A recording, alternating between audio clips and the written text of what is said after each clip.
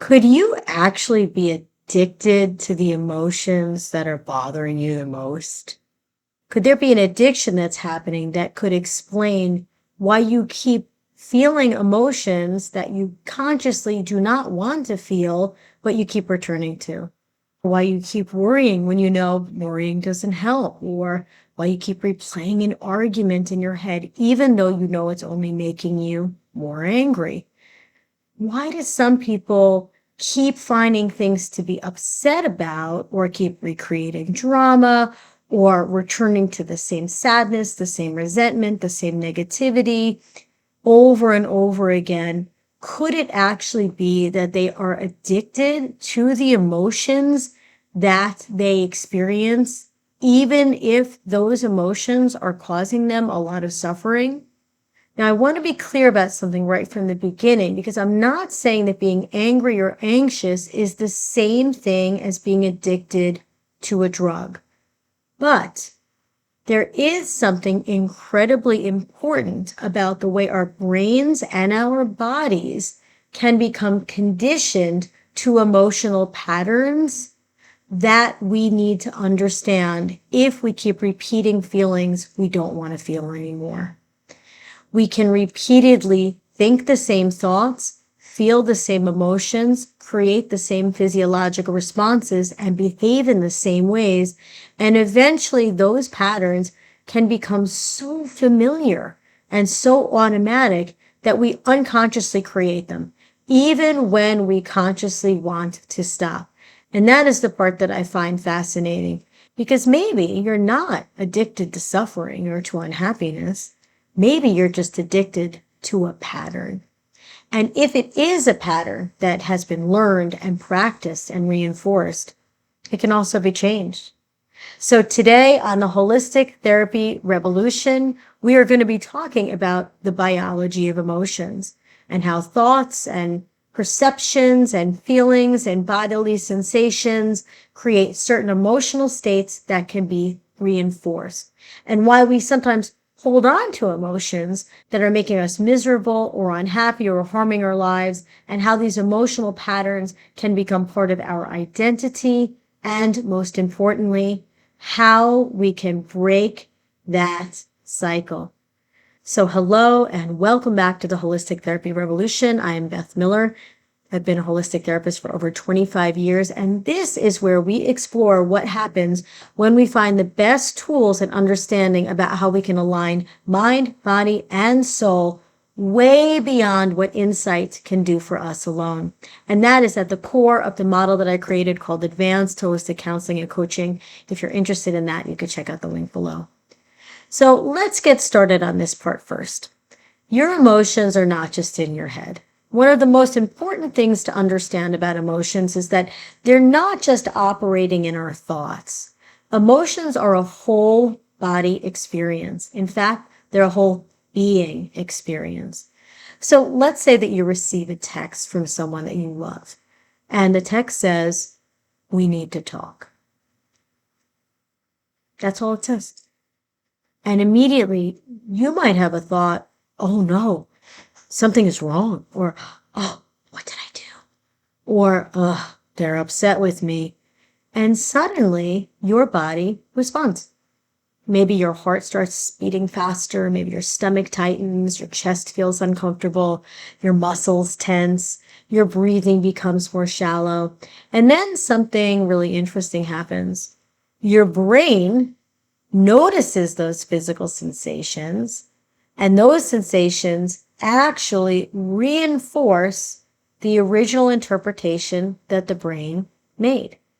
Now you're thinking, see, something is really wrong. I can feel it. And now you're having even more anxious thoughts. Your body becomes activated. Your brain notices even more evidence of activation. And before you know it, you are caught in a loop. There was an event that happened. You got a text. You had a thought, which is actually an interpretation. Oh no, something must be wrong. I must have done something. This created an emotion of worry, fear. That activated a physical response in your system, And that physical response fed back up to the brain and then created more fear-based thoughts. Now, more fear-based emotions and more physiology that reinforces that same fear.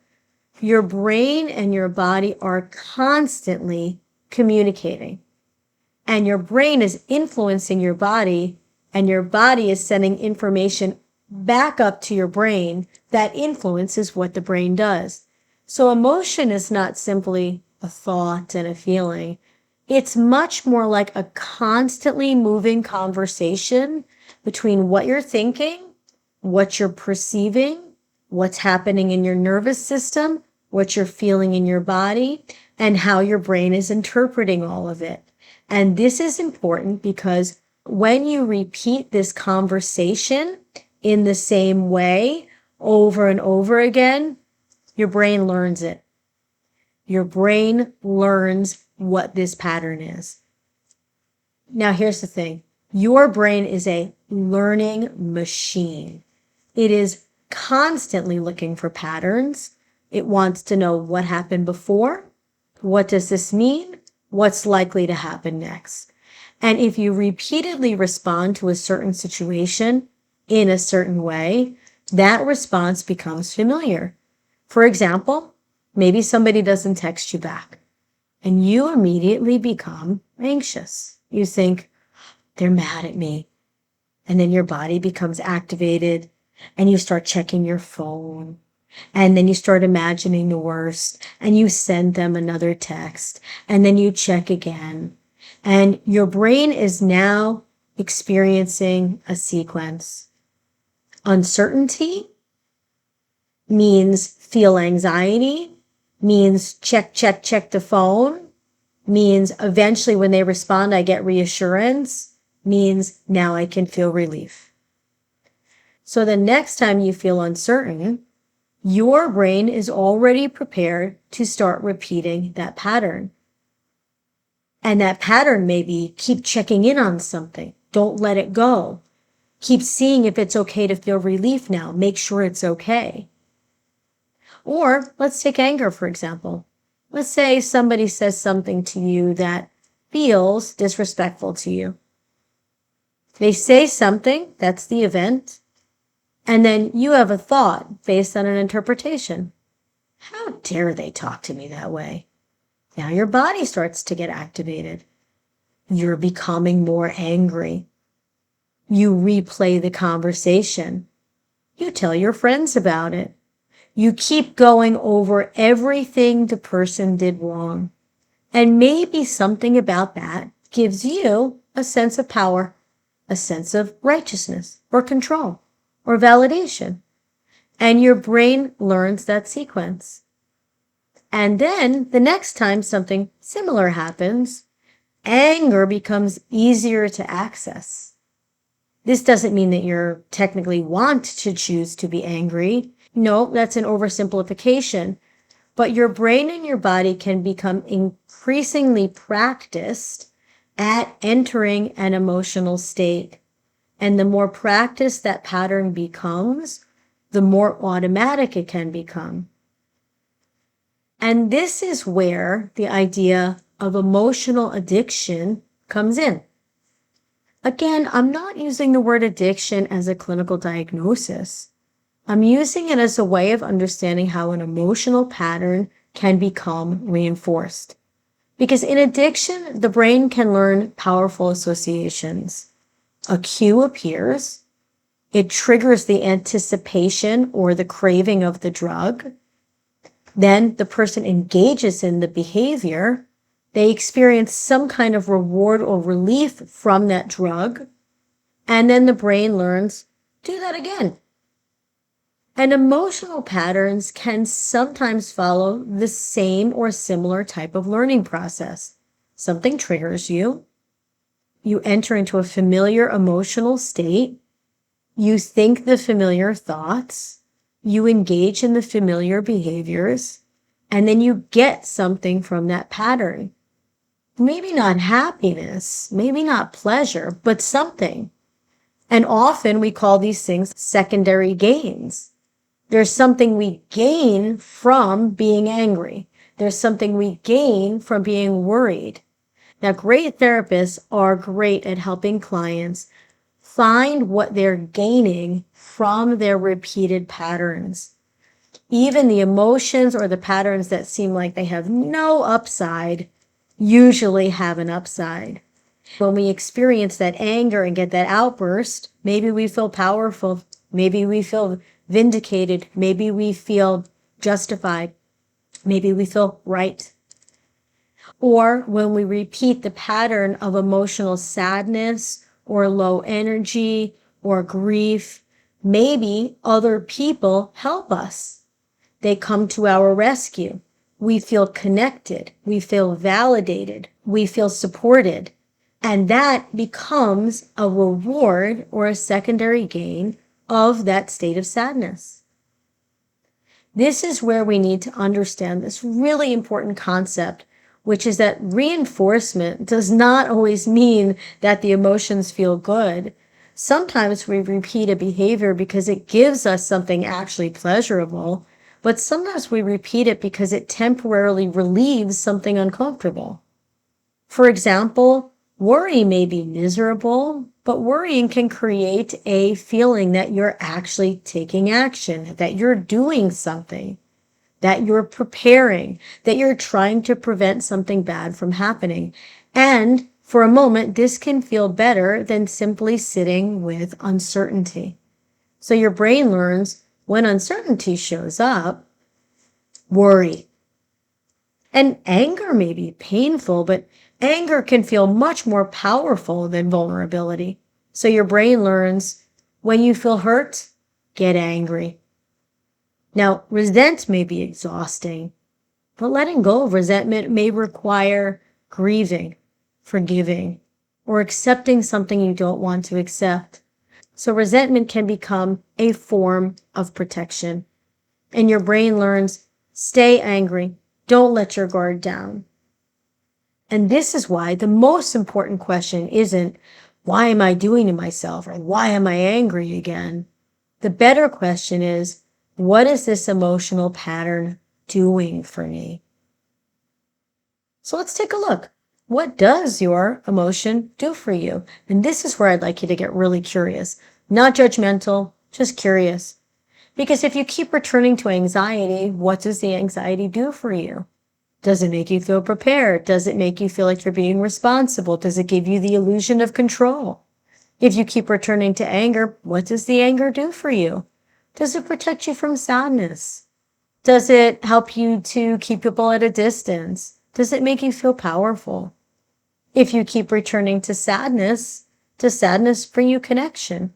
Does it allow you to finally receive comfort? Does it give you permission to stop and rest or lay down? And if you keep returning to resentment, does resentment protect you from becoming hurt again? Does it keep you from having to be vulnerable? Now, please hear me carefully. I'm not blaming you for those emotions because this is largely a very unconscious process. Again, this is one of the things that great therapists are great at, is helping you to find in a non-judgmental way what are the drivers or the gains that we're getting from any pattern, emotional or otherwise.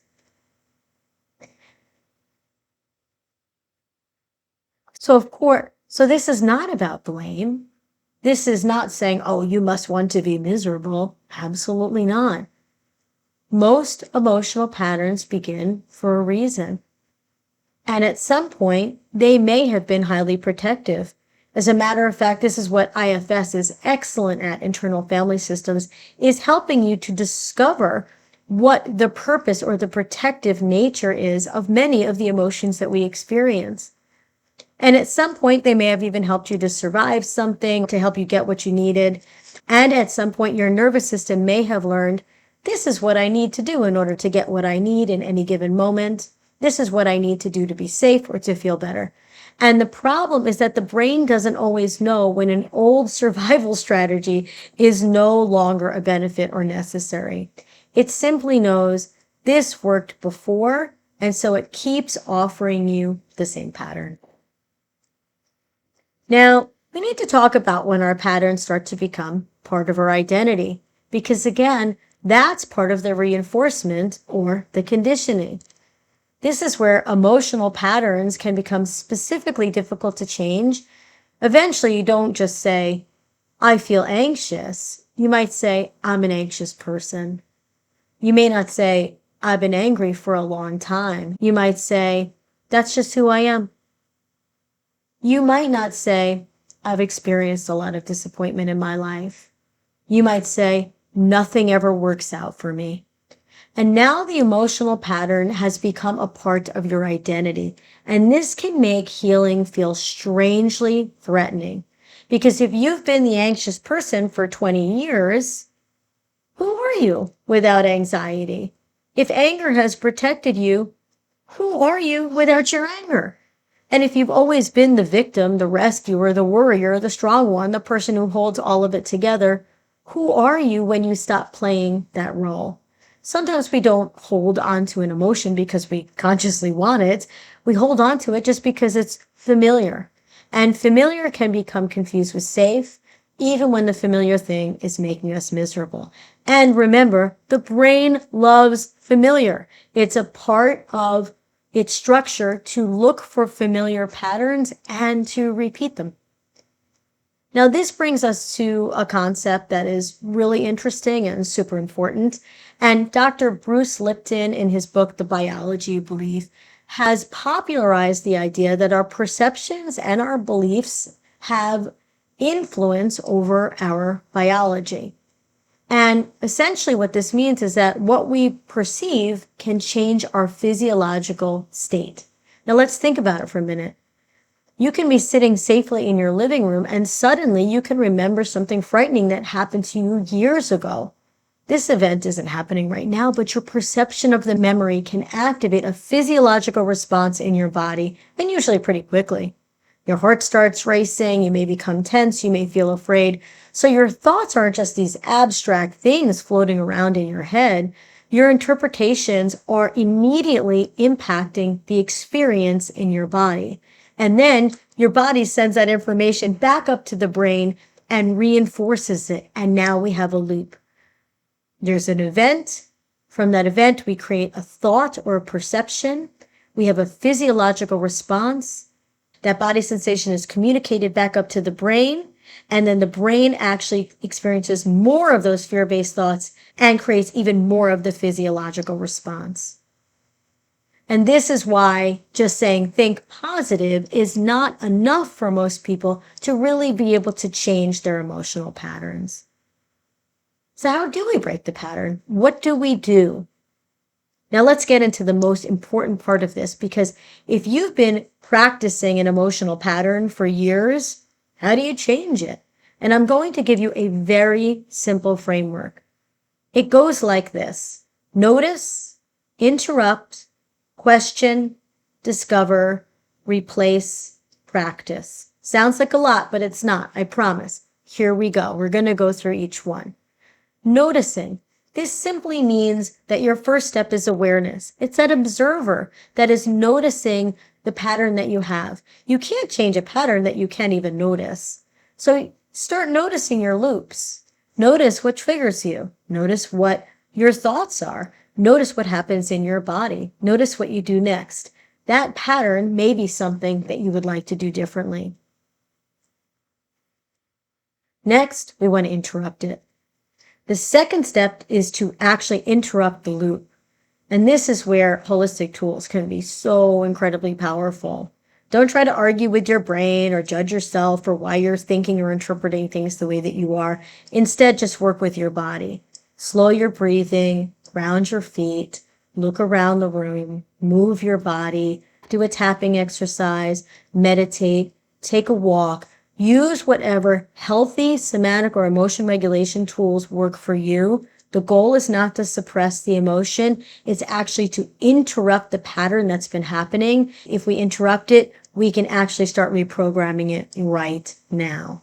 Every time we interrupt that pattern is a major gain.